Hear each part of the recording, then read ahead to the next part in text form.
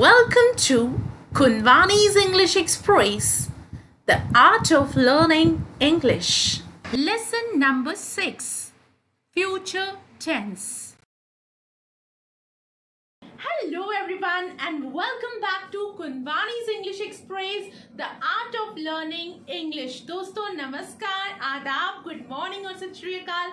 मैं प्रोफेसर ज्योति कुंदवानी और मैं आप सभी का कुंदवानीज इंग्लिश एक्सप्रेस में तहे दिल से स्वागत करती हूँ।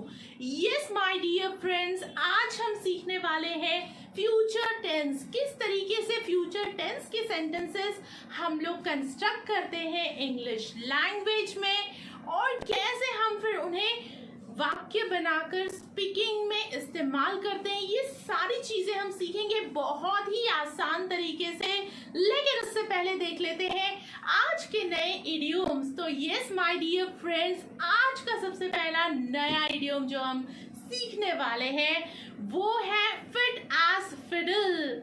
अब क्या मतलब होता है फिट एज फिडल का, ये भी समझना जरूरी है। तो देखिए, अगर कोई बंदा है जो कि बहुत ही ज्यादा हेल्दी है, बहुत ज्यादा फिट है, तो उस समय हम बोल सकते हैं he is fit as fiddle. चलिए बात करते हैं आज के सेकेंड इडियोम की। जैसे कि कभी हम प्रॉब्लम में होते हैं, कहते हैं ना कि हम लोग कि मैं बहुत दुविधा में फंस चुका हूँ, तो उस समय हम उसे इंग्लिश में किस तरीके से कहते हैं? वैसे हम कहते हैं I am in a dilemma. तो इसी चीज को हम इडियोमैटिक लैंग्वेज यूज करके बोल सकते हैं I am in a pickle.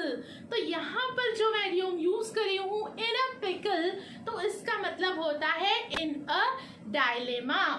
ये अब सीखते हैं हम हमारा तीसरा इडियोम। अगर आपको कोई चीज ऐसी है जो कि बर्दाश्त करनी पड़ रही है और जो कि आपको बिल्कुल भी पसंद नहीं है, तो उस समय आप बोल सकते हो swallow a bitter pill। तो ये जो इडियोम हम यूज करते हैं उस सिचुएशन में यूज करते हैं जहां पर when you don't like anything but you have to swallow that, so we speak like it is a bitter pill that I have to swallow. Now I will talk about the fourth idiom। तो आज का हमारा fourth इडियोम है under the weather। अब under the weather का मतलब क्या होता है? फॉर एग्जाम्पल, अगर आपको ठीक नहीं लग रहा है, आपकी तबीयत ठीक नहीं है, तो उस समय हम ये तो बोलते ही है कि I am not feeling well, English की सिंपल लैंग्वेज में। बट अगर आप इस तरीके से बोलते हो I am feeling under weather, तो इसका भी मतलब यही होता है कि आपकी तबीयत ठीक नहीं है। अगर आप किसी और के बारे में बोलना चाहते हो तो आप बोल सकते हो she is feeling under weather. तो इस तरीके से हम लोग एक्सप्रेस कर सकते हैं हमारी फीलिंग्स को। नाउ लेट्स सी कि फ्यूचर टेंस होता क्या है।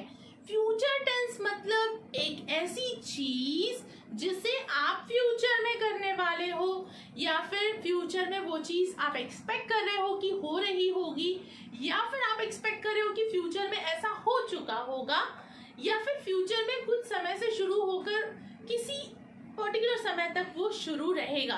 तो ऐसे सारे टाइप के जो सेंटेंसेस होते हैं वो हम कंस्ट्रक्ट करते हैं using future indefinite, future continuous, future perfect. And चलिए एक एक टाइप के सेंटेंसेस का स्ट्रक्चर देखेंगे एंड देखेंगे कि कब हम किस प्रकार का सेंटेंस यूज करते हैं। तो सबसे पहले हम बात करेंगे फ्यूचर सिंपल टाइप के टेंस की। जब भी आपको ऐसा बोलना है कि ऐसा होगा, जैसे कि कल छुट्टी होगी, कल मैं ट्यूशन नहीं जाऊंगा, कल हम पिकनिक जाएंगे, मतलब आप फ्यूचर में होने वाली एक्शन को डिस्क्राइब कर रहे हो सिंपल वर्ड्स का यूज करके। तो यहाँ पर आप बोलोगे कि जो टेंस है वो फ्यूचर सिंपल है, फ्यूचर इंडेफिनाइट है।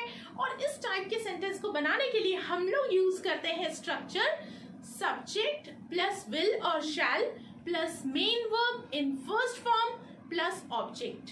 आइए डिटेल में सीखते हैं कि कैसे इस तरीके के सेंटेंसेस बनते हैं और कैसे हम इन्हें यूज करते हैं। Now let's understand the general structure of simple future tense। इस टाइप के सेंटेंस का जनरल स्ट्रक्चर होता है सब्जेक्ट प्लस विल और शैल प्लस V1 प्लस ऑब्जेक्ट। यहाँ पर विल और शैल का प्रयोग सब्जेक्ट के हिसाब से हम करते हैं।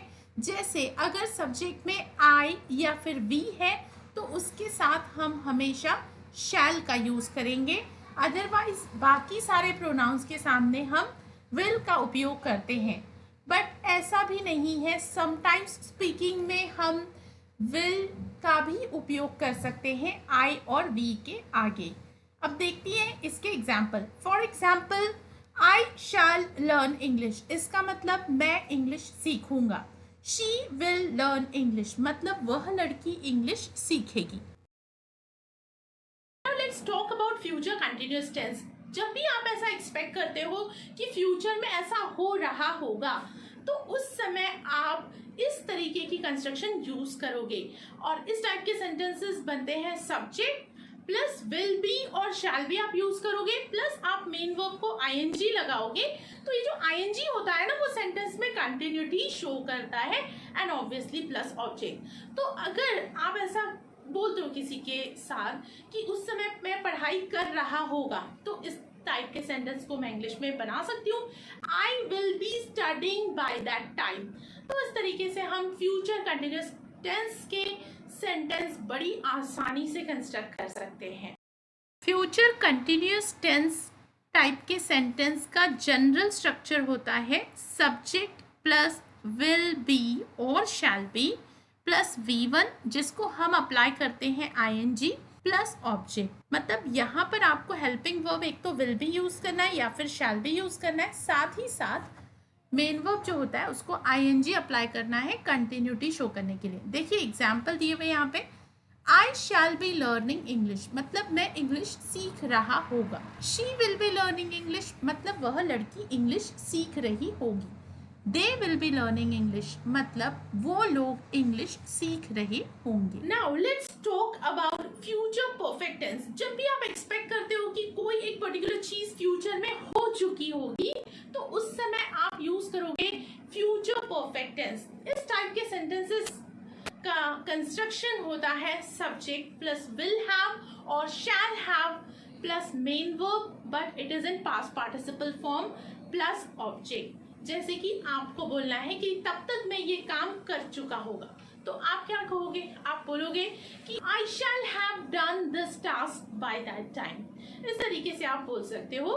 फ्यूचर परफेक्ट टेंस टाइप के सेंटेंस का जनरल स्ट्रक्चर होता है सब्जेक्ट प्लस विल हैव और शैल हैव प्लस V3, मतलब हम यहाँ पर past participle form of the main verb लेंगे प्लस ऑब्जेक्ट। यहाँ पर हमें हेल्पिंग वर्ब एक तो विल हैव लेना है या फिर शैल हैव लेना है। एग्जाम्पल्स कंसीडर करते हैं।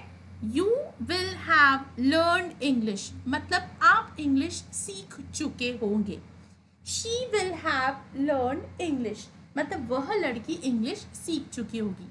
देखिए हर एक टाइप के टेंस को अगर आप कंपेयर करो तो सिर्फ यहाँ पर हेल्पिंग वर्ब और जो मेन वर्ब का फॉर्म होता है सिर्फ वही चेंज हो रहे हैं, बाकी सब्जेक्ट और ऑब्जेक्ट तो कॉमन हम प्लेस करते हैं और उसके हिसाब से ही सेंटेंस का मीनिंग बनता है। उसी तरीके से अब लास्ट जो टेंस होता है वो होता है फ्यूचर परफेक्ट कंटिन्यूअस टेंस। वैसे मैं आपको बता दूं कि फ्यूचर परफेक्ट कंटिन्यूअस जो टेंस होता है वो थोड़ा सा रेयरली यूज किया जाता है, बट आप ये नहीं कह सकते कि ऐसी कोई सिचुएशन नहीं आएगी जहां पर आप फ्यूचर परफेक्ट कंटिन्यूअस टेंस नहीं यूज करोगे। सो अगर कंस्ट्रक्शन की बात करें तो इस टाइप के सेंटेंसेस का कंस्ट्रक्शन होता है subject plus will have been और shall have been plus main verb in ING form plus object. तो इसी प्रकार के सेंटेंसेस जो है, इस टाइप के सेंटेंसेस जो है वो हम तब यूज करते हैं जब हम फ्यूचर में बात करते हैं कि कोई एक्शन किसी समय से शुरू होगी तो पर्टिकुलर टाइम तक के चलेगी। जैसे आपको अगर कहना है कि वो जो एग्जाम होगी ना वो 3 आवर्स तक के चलती रहेगी। फ्यूचर परफेक्ट कंटिन्यूअस टाइप के टेंस के सेंटेंस का स्ट्रक्चर होता है subject plus will have been या फिर शैल हैव बीन प्लस जो मेन वर्ब होता है उसके साथ हम अप्लाई करते हैं आईएनजी प्लस ऑब्जेक्ट। एग्जाम्पल्स देखते हैं।